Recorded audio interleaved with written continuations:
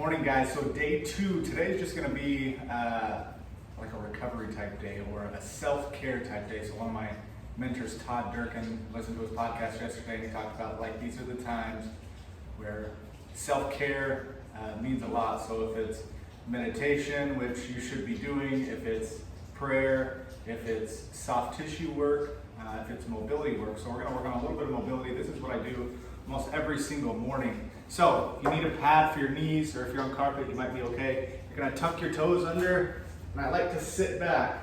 Lately, I've just kind of been sitting back and shifting my hips side to side. So your toes are tucked, so we're getting a little bit of mobility work of our toes. A lot of people think this really hurts, which probably means it needs to happen. So if you need to back off a little bit, back off, but keep those toes tucked under. You're rocking side to side, so I'm getting the outside of my foot, so the little toe, as well as the big toe as I shift kind of side to side. You can go more into that rocking. So you might shift side to side for a little bit. You might do 10 rocks or so. And then I like staying back and working on my head and my neck. So tuck your chin to your chest and look up as far as you can go. You don't want to go into pain. So if right here brings pain, stop, come back down. I like doing 5 up and down and then 5 kind of looking back over my shoulder. So especially after you wake up, if your neck is stiff, kind of take it easy and work your way into it. So from there, I step forward a little bit and I reach underneath as far as I can. So if you can get your elbow on the ground, get your elbow on the ground and try to open that chest up as much as you can. And then you switch. You might do an exhale. So 5 each way.